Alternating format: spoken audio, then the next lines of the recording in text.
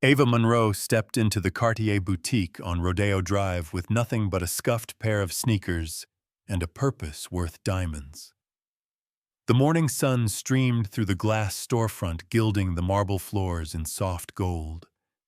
Every display sparkled under crystal lighting, and the air was laced with the floral perfume of wealth and exclusivity.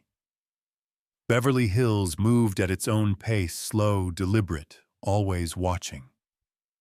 Ava, a black woman with flawless skin, the color of roasted chestnut, was accustomed to eyes lingering too long, or not at all. She didn't come to impress.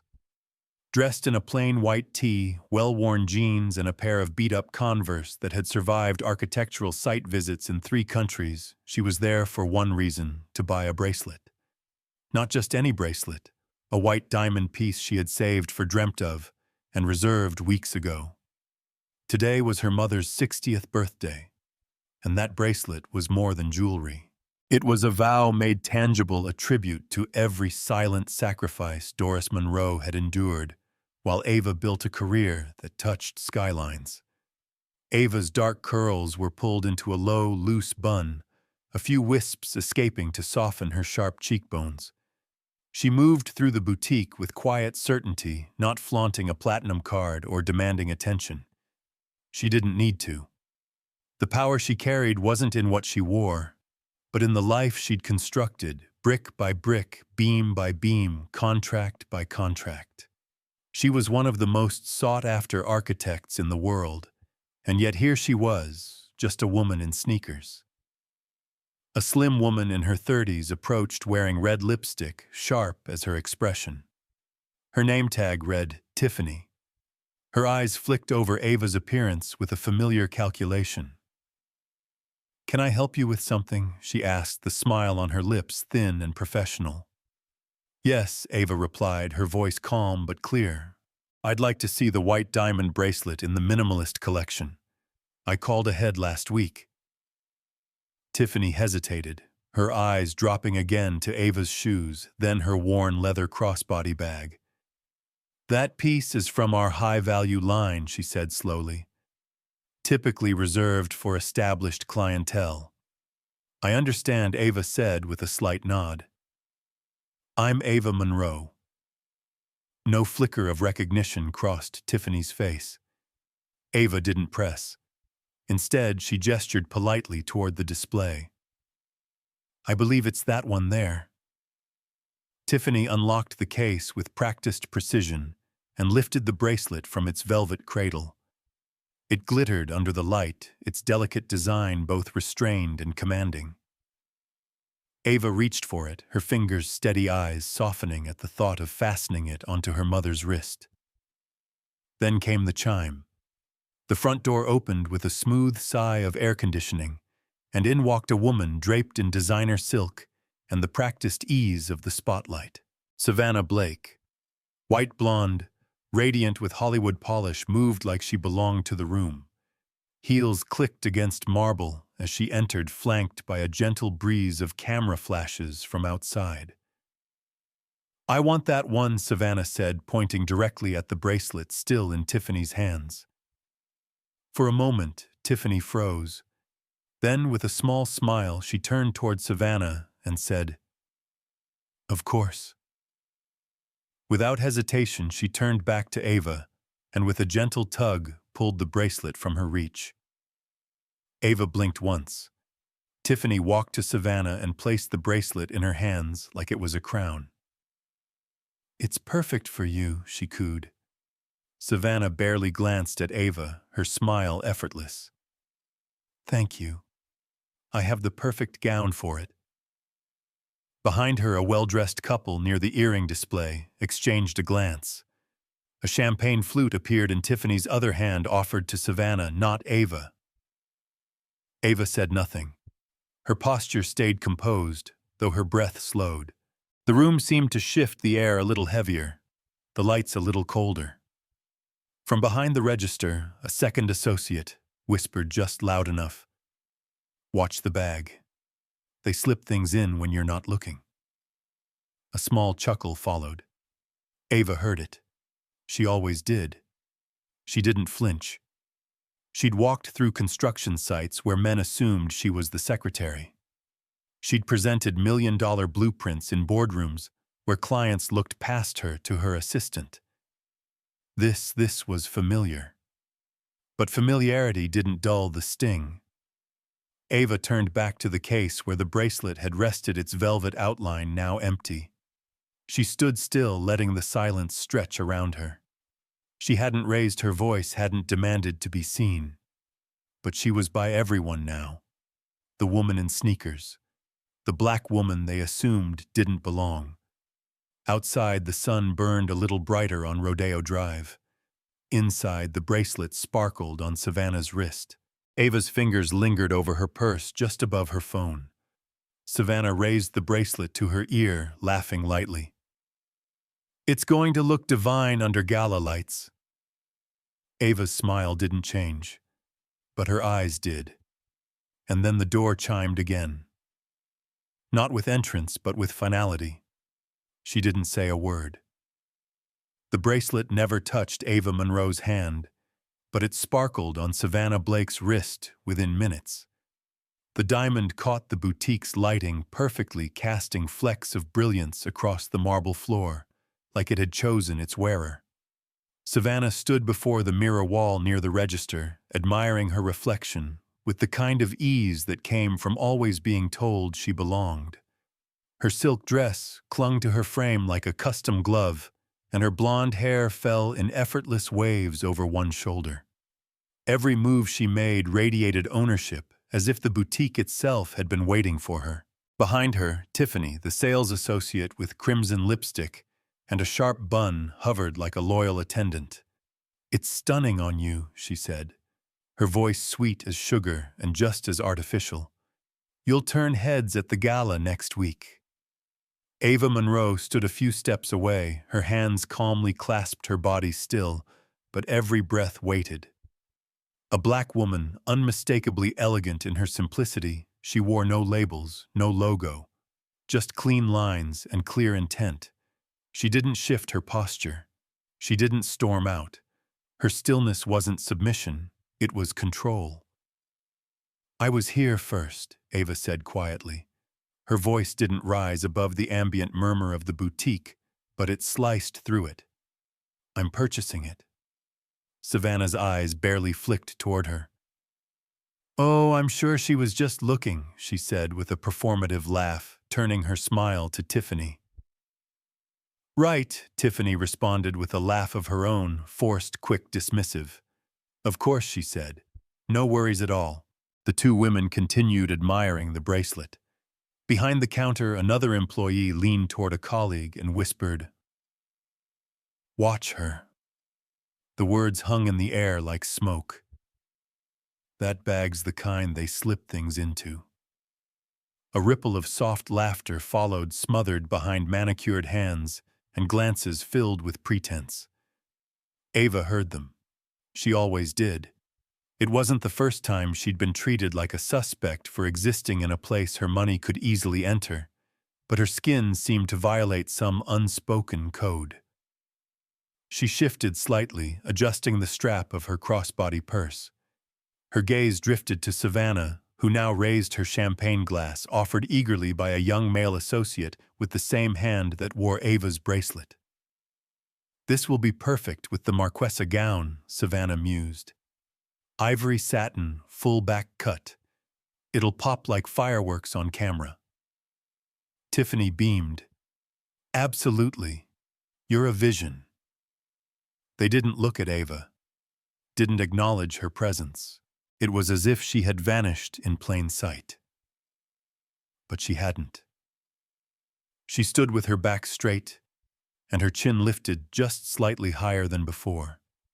She'd faced more than this. She'd been underestimated in steel-toe boots on job sites and questioned in offices with her name on the blueprints. This wasn't humiliation, it was pattern recognition. From the far end of the boutique, a teenage girl with a small camcorder-style device began filming discreetly. Her name was Chloe Reyes, a mixed-race YouTuber known for fashion walkthroughs and thrift flips. She had entered for content, and stumbled upon tension. She didn't know who Ava Monroe was, but she knew injustice when she saw it, and she knew how to hit record. Chloe whispered to her friend, "You getting this?" The camera blinked red. As the room hummed back into its privileged normalcy, a sudden break came in the form of a voice low and authoritative. "Excuse me, ma'am." Ava turned to find a tall man in a Navy security uniform. His badge read Victor, but his name tag said Marcus. His expression was stiff, professional, and utterly unreadable. "I'm going to need to check your bag," he said. Ava stared at him, her eyes narrowing. "Excuse me, we received a complaint." Marcus said, his tone clipped. "You were seen acting suspiciously near the display." Silence fell like a dropped glass. Several heads turned. One woman near the earring tower murmured, "Oh no." Another man by the watches chuckled and nudged his friend. "Seen this before?" Ava's breath tightened, but she didn't break. "For asking to buy a bracelet," she asked. Her voice didn't rise. It didn't need to. "For standing here while someone else took it from me," Marcus shrugged. "Just doing my job, ma'am." Behind him, Tiffany leaned toward another associate and whispered, "Told you she had that look. That look." Ava had heard it her whole life. It meant skin too deep, voice too sure, presence too unsettling. Still calm, she unzipped her bag slowly and held it open. Inside, a worn black notebook filled with sketched floor plans, a mechanical pencil, a silver card holder, a framed photo of her mother, Doris Monroe, smiling in front of a small apartment in South Central LA. Marcus scanned the contents, then nodded once. "You're clear." But the damage had landed. Whispers bloomed like mold. A couple looked her way with vague distrust. A man raised his phone to take a picture just in case. Savannah watched it all from the mirror with a cool smirk, twisting the bracelet once on her wrist, like a final stroke of entitlement. Ava's fingers brushed the edge of her phone. She didn't raise her voice. She didn't walk out. But she was done waiting for someone to do the right thing. Her silence had been grace. Now it would be strategy.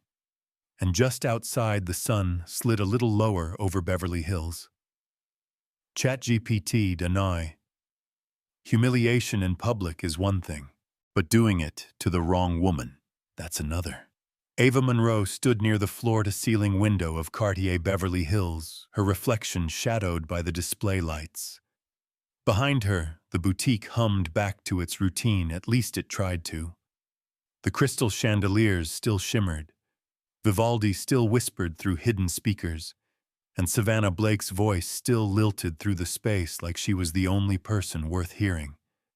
But the air had changed. A subtle shift, like static before a storm. Ava didn't move. She didn't fidget, didn't glance back at the sales counter where her presence had been dismissed, questioned, searched. Her eyes stayed on Rodeo Drive where palm trees swayed gently under the early afternoon sun. Yellow taxis and blacked-out SUVs crawled along the curb, tourists posed for selfies with shopping bags, and somewhere in the distance, a saxophone played a bluesy tune off-key but sincere. Behind her, Savannah laughed again, louder this time. "It's going to look divine under lights," she told Tiffany, holding out her arm. "Honestly, it feels like this bracelet was waiting here just for me." Tiffany nodded eagerly. "Some pieces just know where they belong," she replied, shooting a glance cold sharp at Ava's sneakers. Ava's hand dipped into her bag. Her fingers closed around her phone. There was no fury in her eyes, no dramatic sigh, just precision like the clean edge of a blueprint line. She pulled the phone out, unlocked it with her thumb, and tapped a name that didn't need a label. 1 ring.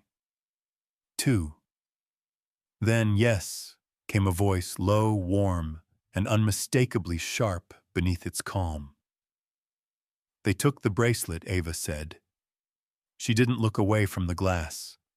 Her voice was soft, measured. They said it belonged to someone else. There was a pause. Not silence, just stillness. I didn't make a scene, she added. But I'd like to leave now. On the other end, a breath. Steady. Intentional. Stay there, Darius Monroe said. I'm on my way. She ended the call without another word. Slipped the phone back into her bag like she'd never taken it out. Behind her, the boutique bustled again, trying to mask its discomfort. Chloe Reyes' camera still in hand leaned slightly toward her friend. Did you catch that? She whispered. I think something big's about to happen.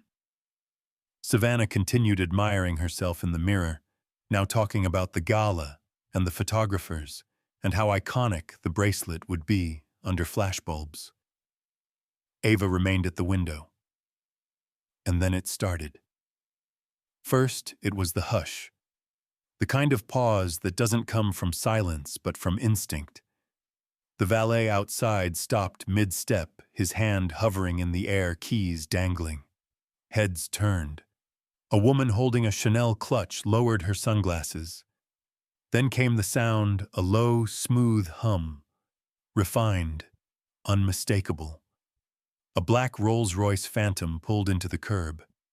Its obsidian exterior reflected the boutique's glass facade in perfect symmetry. It didn't just arrive, it announced itself without noise. Power cloaked in elegance. Inside Gregory Shaw, the boutique manager stepped forward as if pulled by some invisible force. His heels clicked once, then faltered. A teen influencer dropped her phone. The quiet was no longer incidental, it was reverent. The driver stepped out first, dressed in a crisp black suit, and moved to the passenger door. He opened it with practiced care. A polished black shoe met the pavement. Darius Monroe stepped out of the vehicle, the afternoon sun catching on the steel-gray threads woven into his suit jacket. Tall, broad-shouldered, dark-skinned, and composed like a man who walked through boardrooms and international embassies with the same stride. His presence didn't shout. It arrived. He didn't look toward the gathering crowd. He didn't check his phone. He simply walked unhurried, unshakable toward the boutique doors. Inside, Savannah caught sight of the movement. She turned slightly, her expression flickering curiosity first, then something colder. Tiffany's hand stilled halfway through fluffing a velvet bag. Ava turned as the door chimed open once more. Darius crossed the boutique like silk over steel. Past the watches, past the necklaces, past the customers frozen mid-conversation. Straight to Ava. She hadn't moved. But as he reached her, she breathed just once and let her shoulders ease. He placed a hand gently at her lower back. A gesture not of possession, but of grounding. He looked at her, and she gave him a single nod. That was all he needed. Darius turned to the room, his voice calm and low, but it carried. Is the employee who insulted my wife still working here? No one answered. He didn't need them to. I won't ask again. His gaze moved across the boutique like a blade. Tiffany took a step back, the color draining from her face. At the register, Gregory cleared his throat. Sir, I'm sure this is... She came here to buy a bracelet. Darius interrupted. A bracelet she had already selected. Reserved. Paid for. 10 times over. The room held still. Then someone else walked in. He continued, his eyes now on Savannah, and decided it belonged to her. And your staff agreed. Savannah shifted, her smile faltering. She clutched the bracelet a little tighter. She didn't name-drop, Darius said. She didn't flash her wealth. She came as herself. because that's what powerful people do when they have nothing to prove. Now the room truly understood who Ava Monroe was, and why everything had just changed. And still, she hadn't said a word. Darius Monroe didn't walk in with fury, he walked in with facts. And facts carry more weight than fame. The boutique stood still, a glass cathedral silenced by the presence of a man who didn't need to raise his voice to command a room. Darius's tailored black suit moved with him like second skin, and the Vacheron Constantine on his wrist caught a subtle glint of light with each step. His dark brown skin, rich and luminous against the sunlight, pouring through the windows, made no apology for existing, and neither did he. As he stepped past the register, past the gleaming displays of emeralds and sapphires, every employee tried to recover their composure. They failed. Gregory Shaw, the boutique manager, stepped forward with the caution of a man who realized too late that he had misjudged someone critical. He opened his mouth, but Darius's gaze stopped him before words could find their way out. "This is the woman you dismissed," Darius asked, his hand resting lightly on Ava's lower back. Gregory hesitated. "Mr. Monroe, I assure you," Darius cut in, voice even, but his tone carried weight. "She's not here as my wife. She came to buy a bracelet she had reserved, verified, and paid for, and you gave it to someone else because you assumed she didn't belong." No one moved. Savannah Blake stood frozen by the mirror, her hand half raised with the bracelet still clasped around her wrist. For the first time since entering the boutique, the actress looked unsure. Her glossed lips parted slightly, but she couldn't quite summon the words. Tiffany, the sales associate with crimson lips, now visibly trembling, took a half-step back toward the counter. Her expression had crumpled under the weight of exposure. You assumed, based on what Darius continued, now addressing the room. Her sneakers, her skin, her silence. He turned to Ava, eyes softening.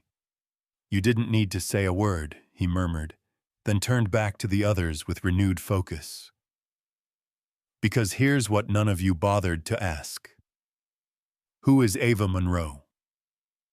He let the question hang in the air, like a conductor before the final note. "She is the principal architect behind the very building you're standing in. Cartier hired her firm. Her team designed this flagship. Every arch, every pane of glass, every marble tile under your feet." A collective gasp echoed from behind the counters. One customer near the necklace case muttered, "Oh my God." Savannah blinked rapidly, her cheeks flushing. She looked down at the bracelet, now feeling heavier than its carats implied. Ava finally stepped forward, not rushed, not dramatic, just deliberate. She stood between Darius and Savannah, and for the first time Savannah looked her in the eye. "You judged me by my shoes," Ava said, her voice low, but unmistakably clear. "Not by my work, not by my name, not even by the way I spoke, just by how quietly I entered." Savannah opened her mouth, closed it. Ava held out her hand. Palm open. No anger, no performance, just stillness.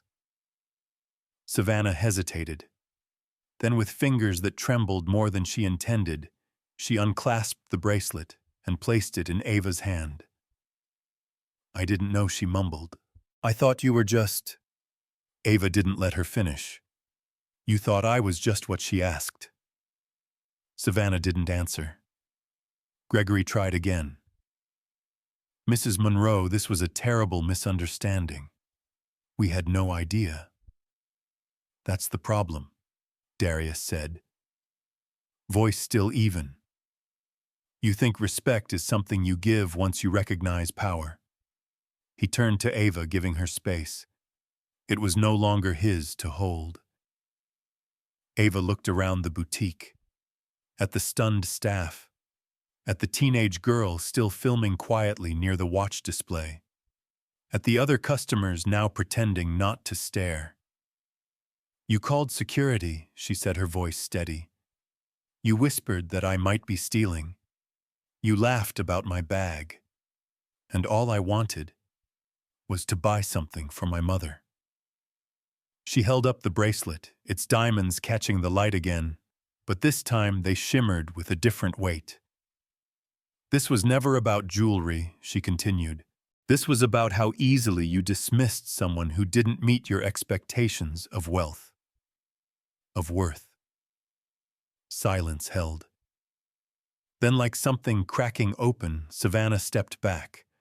Her publicist, who had arrived seconds earlier, whispered something urgently in her ear, but Savannah barely heard. She looked small now, out of place in a room that had once made her feel untouchable. In the back, Chloe Reyes paused her recording. Her expression wasn't just awe, it was clarity. She'd captured something real, something that didn't need a filter. Gregory adjusted his tie, sweat beading at his hairline. On behalf of Cartier, I offer our sincerest apologies. But not to me, Ava replied. To yourselves for being so quick to believe a woman like me couldn't afford to be here. Or worse, shouldn't be. Darius took her hand. Not to rescue her, but to stand beside her, equal, unwavering. Ava turned once more toward Savannah and said, I'm not angry with you. I just want you to think next time you're handed something, ask who it was taken from. Then she turned toward the door. Darius walked beside her. As they passed Gregory, he whispered, We hope you'll reconsider doing business with us. Ava didn't break stride. I already did. They stepped through the glass doors, sunlight meeting them like applause. Behind them, the boutique remained frozen, echoing with a truth no diamond could outshine. And just outside, the world began to shift. Sometimes justice speaks softly. Other times, it trends. By the time Ava Monroe and her husband stepped out of the Cartier boutique, Rodeo Drive was buzzing. The sun had lowered to a late afternoon glow, casting golden shadows across the sidewalks. Chloe Reyes, the young YouTuber, stood across the street with her phone in hand, her camera still warm from the footage it had just captured. She looked at the screen, heart pounding. The clip wasn't just good, it was undeniable. There was no yelling, no confrontation, no scene, just quiet power. And the moment the boutique manager realized who Ava Monroe really was, that was pure gold. Chloe uploaded the video with a simple caption. Architect shuts down Hollywood ego. This is what grace under fire looks like. Hashtags followed. Ava Monroe hashtag Cartier. Incident #respect isn't earned by looks. By the time Ava reached the parking structure, her phone began vibrating. She didn't check it. Darius held the car door open for her, and she slid into the passenger seat without a word. They drove in silence for a few blocks, the city murmuring outside. Beverly Hills never really grew quiet. It just changed gears. But inside the car, the world was still, a velvet pause between impact and aftermath. Back in the boutique, Gregory Shaw stared at his office phone as it rang again, his fifth call from corporate in 20 minutes. He hadn't even had time to read the comments online. Tiffany sat at the break counter, visibly shaken, scrolling through her own Instagram account. Her most recent photo, taken with Savannah Blake just an hour earlier, was now flooded with comments. This you girl, you judged the architect of the building. Privilege makes people blind. The video had hit 1 million views in an hour. Outside reporters had begun to gather. Not many yet, but enough to make the boutique staff nervous. A local KTLA truck was parked across the street. Someone from BuzzFeed had tagged Ava's professional firm in a quote tweet, "Whilst you just a black woman in sneakers, she's the mind behind Beverly Hills' flagship store." Sit with that. Meanwhile, Savannah Blake sat in the back seat of a Mercedes SUV, her phone resting in her lap like a brick. Her publicist, Naomi, scrolled furiously beside her. "They're pulling your perfume deal," she said flatly. "Paris wants to reassess representation optics. The gala dropped your name from the program, and Cartier hasn't called. They're probably waiting to see how bad this gets." Savannah stared out the tinted window. It was just a bracelet. Naomi looked at her. "It was never just a bracelet, Sav." Savannah didn't respond. Elsewhere in LA, a group of architecture students at UCLA gathered around a laptop watching the video again. One girl wiped tears from her cheek. "She didn't even raise her voice," she said. "That's the kind of woman I want to be." At home, Ava stood in her kitchen barefoot. Her earrings removed the bracelet resting in its velvet box on the counter. Darius poured her a glass of sparkling water and set it next to her. "Do you want to talk about it?" he asked gently. She shook her head. "Everyone else is already doing that." Her phone buzzed again, an email this time. New York Times requesting comment. Another buzz. Good Morning America interview slot available. Another. NPR segment interest, the architecture of bias. She turned the phone face down. "I don't want this to be about them," she said. "Or me. It was about Mom. It still is." Darius nodded. "Then we stay quiet." She looked up at him, but not still. He smiled. 2 hours later, Savannah posted a teary video from her private account. "I want to apologize to the woman in the boutique today. I didn't mean to disrespect her. I didn't know who she was." The comments came swiftly. "You shouldn't have had to know who she was. Try apologizing for what you did, not what you didn't know. You judged her because she's black. Say that." Savannah closed the app. Meanwhile, Chloe's original video was now trending on TikTok and Twitter simultaneously. Users stitched their own reactions: lawyers, students, moms, celebrities. An artist reposted a sketch of Ava in her sneakers framed by the Cartier glass with the caption, "She designed the space they tried to erase her in." Inside her quiet living room, Ava opened the velvet box again. The bracelet lay like a soft promise, its diamonds glinting in the lamplight. She ran her fingers along the clasp. "It's still Mom's birthday," she whispered. "Nothing changes that." The doorbell rang. Darius answered. A courier stood there with a box and a note.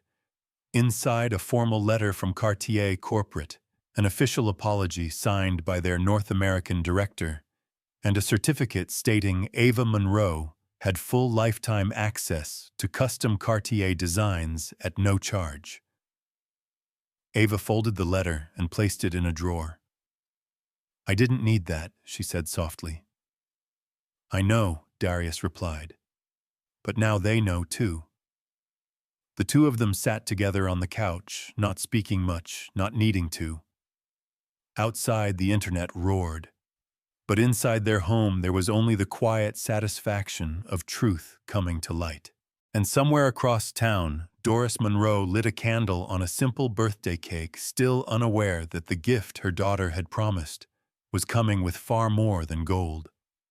2 weeks later, the sun rose gently over south-central Los Angeles, casting long, warm streaks of light across the neighborhood Ava Monroe had once called home. The air carried that rare spring stillness, neither too cold nor too hot, the kind of morning that felt like a pause in the city's usual rush. On the front porch of a modest white-painted home with blue shutters, Doris Monroe sat in her favorite wicker chair, a cup of peppermint tea in hand. Her hair, soft and silver, was wrapped in a patterned scarf. She wore a cardigan Ava had gifted her years ago, the elbows slightly worn from love. She didn't know what was coming. From the street, a familiar black sedan pulled up. Darius stepped out first, nodding politely to a neighbor walking her dog. He moved to the passenger side and opened the door for Ava, who emerged dressed in soft beige linen, her curls free around her shoulders. Her presence was quiet but radiant.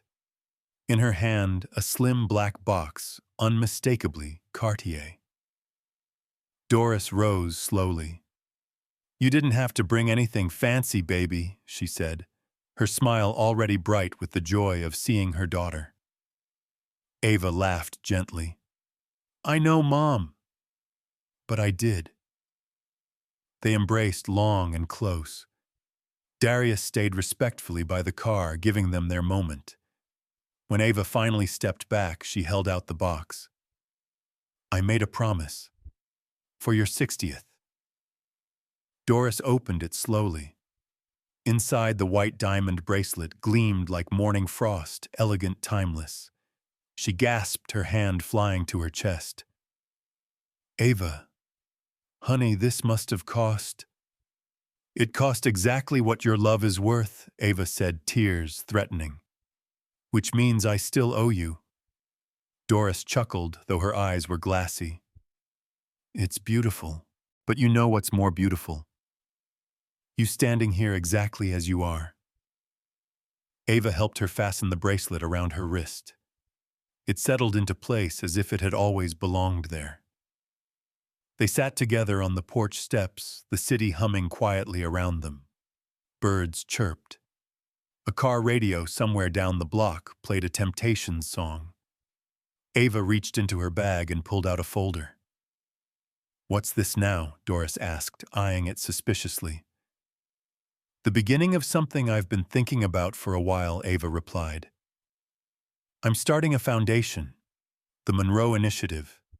It'll fund scholarships and internships for young black girls in architecture and design." Doris blinked. "And you're telling me this like it's no big deal," Ava smiled. "I didn't want a press release. I wanted to tell the woman who inspired it." Doris looked down at the bracelet, then back at her daughter. "You're doing good, baby." Ava reached for her mother's hand. "I'm trying." Back across town, the internet was still buzzing. The Cartier clip had passed 10 million views. People were sharing stories of their own moments. They were overlooked, dismissed, diminished. But Ava had said nothing publicly.